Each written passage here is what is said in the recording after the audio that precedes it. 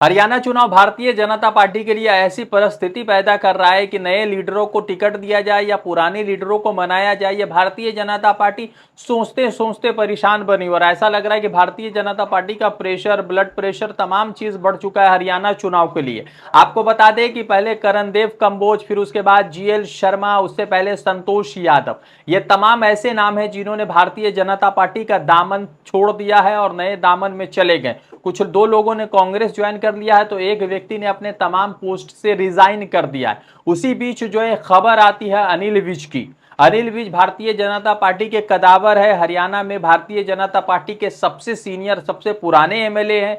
पूर्व में वो गृह मंत्रालय संभाल चुके। उनके तरफ से एक नई चीज सामने आई है और उन्होंने कहा है कि मुझे अब जो है मुख्यमंत्री बनाया जाए और अगर मुझे मुख्यमंत्री बनाया गया तो हरियाणा की किस्मत, हरियाणा की तस्वीर और तकदीर दोनों बदल देंगे। हालांकि ये कई सालों तक गृह मंत्रालय थे तो ऐसा तो कभी नहीं हुआ कि हरियाणा की तकदीर बदल गई हो, तस्वीर बदल दी हो। मान लीजिए कि गृह मंत्री जो है सिर्फ पुलिस प्रशासनिक काम को देखते हैं तो उसमें भी हरियाणा का बहुत बुरा हाल था। एनसीआरबी की रिपोर्ट ने हरियाणा के तमाम दावों की पोल खोल कर रख दी थी। इसी बीच ये खबर आ रही है कि अनिल विज जो है अब आला कमान से खुश नहीं है, हाई कमान से खुश नहीं है और लगातार जो है हाई कमान के खिलाफ अपनी बातें कर रहे हैं, अपनी बातें मना रहे हैं और वो कह रहे हैं कि अगर उन्हें मौका मिला सीएम बनने का तो वो तकदीर भी बदल देंगे, तस्वीर भी बदल देंगे। नमस्कार, आदाब, मेरा नाम है रजा अंसारी। देश नीति पर आपका स्वागत है। देश नीति केवल सच्ची और पक्की खबरें।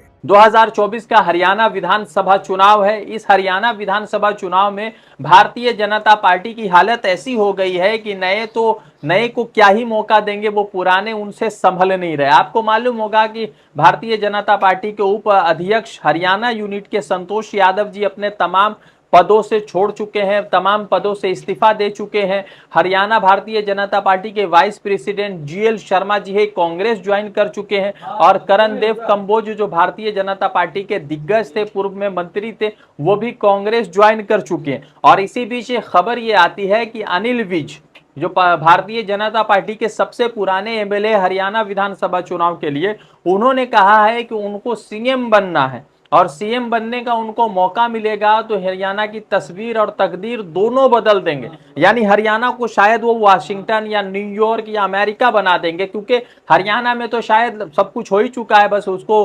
हरियाणा को वाशिंगटन डीसी या फिर न्यूयॉर्क बनाना बच गया है। हालांकि अनिल विज जी जो है लगातार कई सालों तक मंत्री रहे तो इनके मंत्रालय में कितना काम हुआ इनसे पूछ लीजिए। मगर सवाल महत्वपूर्ण यह है कि भारतीय जनता पार्टी इतनी कशमकश में है कि 2019 में जब विधानसभा का चुनाव हुआ तो अमित शाह ने खट्टर को तरजीह दी और खट्टर को सरकार बनाया, खट्टर को मुख्यमंत्री बनाया और अनिल विज को साइडलाइन लगा दिया। हालांकि अनिल विज और अमित शाह के बीच का एक वीडियो भी सोशल मीडिया पर जबरदस्त तरीके से वायरल हुआ था और उस वीडियो में अमित शाह जो है अनिल विज की बातों से खुश नहीं थे।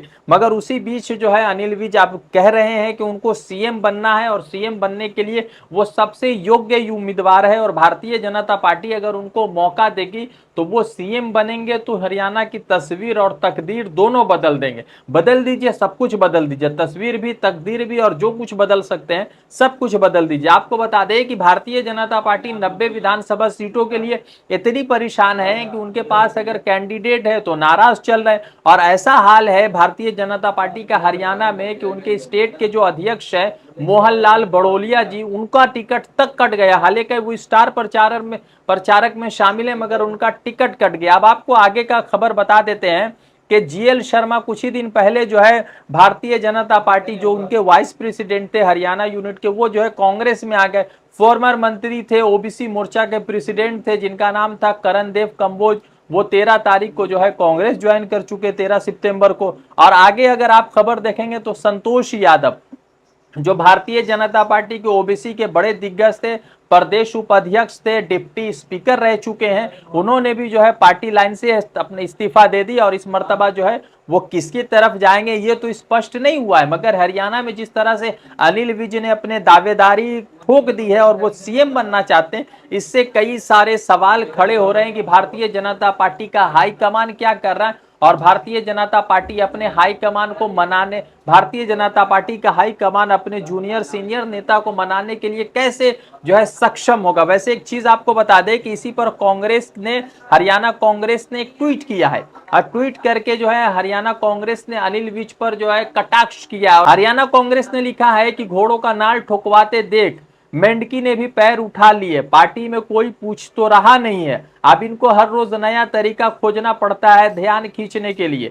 मनोहर लाल जी हरियाणा के साथ साथ इनका भी बेड़ा गर्क करके चले गए। तो ये तमाम कांग्रेस के लोग कह रहे हैं कि हरियाणा के अनिल विज सिर्फ जो है पार्टी में अपना ध्यान आकर्षित करने के लिए इस तरह की बयानबाजी देते हैं, मगर इतना जरूर है कि अनिल विज अंबाला कैंट से इस मर्तबा चुनाव लड़ रहे हैं, 6 मर्तबा के विधायक है और बड़ा महत्वपूर्ण जो है भारतीय जनता पार्टी में हरियाणा यूनिट में पोस्ट रखते हैं। तो इतना बड़ा दावेदारी पेश कर देना और खुद को मुख्यमंत्री के तौर पर पेश करना भारतीय जनता पार्टी के लिए हरियाणा में बहुत मुश्किलें खड़ी कर रहा है। अब देखना है कि हरियाणा में मुख्यमंत्री कौन बनेगा, नायाब सैनी बनेंगे, कोई नया आएगा या किसी और को जो है कहीं एरोप्लेन से उठाकर हरियाणा उतारकर मुख्यमंत्री बना दिया जाए। ये तमाम चीजें देखने को होंगी, मगर इंटरपोल, एग्जिट पोल और तमाम जो बड़े सर्वे करने वाले वो सब लोग कह रहे हैं कि हरियाणा में इस मर्तबा कांग्रेस आ रही है और कांग्रेस का लहर है। रजा अंसारी की रिपोर्ट, देश नीति के लिए।